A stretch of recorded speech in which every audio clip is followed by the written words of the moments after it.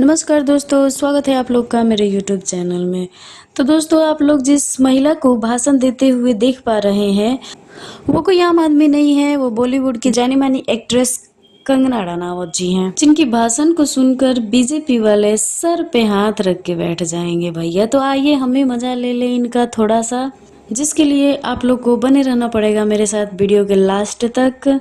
और अगर लास्ट में आप लोगों को मेरा वीडियो अच्छा लगे तो वीडियो को लाइक करके चैनल को सब्सक्राइब जरूर कर दीजिएगा। तो देर ना करते हुए चलिए स्टार्ट करते हैं फन को। पिक्चर चालू करो बे। चलो भाई, देखो अब मैं क्या करता हूँ। चाहे वो राहुल गांधी हो जाए, चाहे जिनको चांद पे आलू उगाने हो, या तेजस्वी सूर्या हो जाए जो अपनी गुंडागर्दी करते हैं, मछली उछाल उछाल के खाते हैं, या अखिलेश यादव हो जाए जो अपनी तरह की उठपटांग बातें करते हैं। अच्छा बात नहीं है। या फिर हमारे यहाँ भी एक शहजादे हैं, तेजस्वी सूर्या हो जाए जो अपनी गुंडागर्दी करते हैं, मछली उछाल उछाल के खाते हैं। हम मालूम है तेरे बाप को मत सिखा, चल। ये जो 2014 में एक ऐतिहासिक काम जो हमारे देश में हुआ है, एक जो कांग्रेस की दीमक, अंग्रेजों के जमाने का मैं इनको अंश कहती हूं, क्योंकि ये उनकी ही छोड़ी हुई एक बीमारी है यहाँ पर, और ये बीमारी से हमारा देश कई दशकों तक ग्रस्त रहा। ये जो परिवारवाद की जो दीमक है, इसने पूरी तरह से हमारे देश को खा दिया था। बात तो सही है। मोतीलाल नेहरू, आप सोच लीजिए, उस टाइम का एक अंबानी टाइप एक कैरेक्टर था जो अंग्रेजों के बहुत प्रिय था। फिर उसका सुपुत्र हुआ नेहरू। उनको क्यों सत्ता मिली कोई नहीं जानते, क्योंकि सारी वोटिंग जो है वो वल्लभ भाई पटेल जी के पक्ष में हुई थी। फिर उसके बाद उनकी बेटी हुई इंदिरा, जिन्होंने इस देश को एक खुली जेल बना दिया। उनके जैसा तानाशाह आज कहते हैं कि हमारे संविधान के इतिहास में नहीं हुआ। जो मर्जी करी, 100 बार संविधान चेंज किया। फिर उनके और भी कारनामे हुए। संजय गांधी जी पकड़ पकड़ के लोगों की जो है वो नसबंदी करते थे, ना जाने कितनी। मैं अगर उनके चिट्ठे खोलने लगूं यहाँ पे तो सुबह हो जाए। अच्छा बात नहीं है।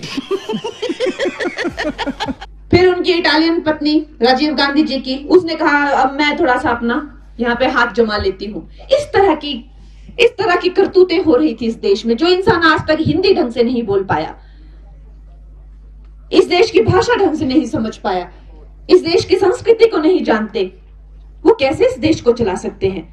गजब बेइज्जती है। और एक तरफ ये है जिनका ना कोई चरित्र है, ना ही कोई संस्कार। इनको खुद नहीं पता ये कहां आ रहे हैं और कहां जा रहे हैं। इस तरह की एक बिगड़े हुए शहजादों की एक पार्टी है।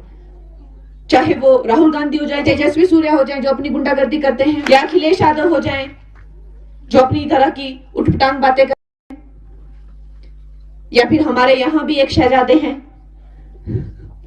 जिनको अभी भारत में कोई जानता नहीं था, सिर्फ हिमाचल प्रदेश में जानते थे। लेकिन अब उन्होंने कुछ ऐसी टिप्पणियां की हैं कि ये महिला जो है अपवित्र है, जबकि मैं पद्मश्री अवार्ड से मुझे हाईएस्ट सिविलियन ऑनर मिला हुआ है। तो तब भी उन्होंने मुझे कहा कि ये अपवित्र है, इसको यहाँ से चले जाना चाहिए। ये हमारे लिए चिंतनीय बात है, निंदनीय बात है। हमारी समस्याओं को दिन रात जूझते हैं, एक वक्त का खाना खाते हैं और रात में सिर्फ 2 घंटा सोते हैं। न जेब में एक पैसा रखते हैं, ना उनके अकाउंट है कोई, न जमीन का कोई टुकड़ा नाम पर है, ना किसी से और कोई बात करते हैं। सिर्फ देश देश देश के लिए जीते हैं। एक तरफ वो महान चरित्र हैं और एक तरफ ये है कार्टून जो हर दिन एक नई हास्य और मजाक वाली बात करते रहते हैं। और इनके लिए वो सीरियस बात होती है, लेकिन वो पूरे देश के लिए एक जोक बन के रह जाती है। वैसे ही कल हमारे शहजादे ने कहा कि मैंने एक दौरा लगाया तो 2 रोड आपस में जुड़ गए। तो मेरे भाई कह रहे थे कि मैंने वो 150 से 250 करोड़ की जो भी रोड केंद्र से लाई, वो रातों रात नहीं जुड़ गई भाई। और उन्होंने कहा कि अगर तेरे दौरों से ऐसा ही होता है तो ऐसे बहुत सारी रोड है कि भाई तू, मैं तेरे को लेके चलता हूँ कि तेरे दौरा करने से रोड जुड़ जाती है। दूसरा कहता है मैं छू मंत्र करके गरीबी हटा दूंगा। एक हास्य ये पात्र हैं ये, और हंसी का ही पात्र है ये, और कुछ नहीं इनको कह सकते। अच्छा बात नहीं है।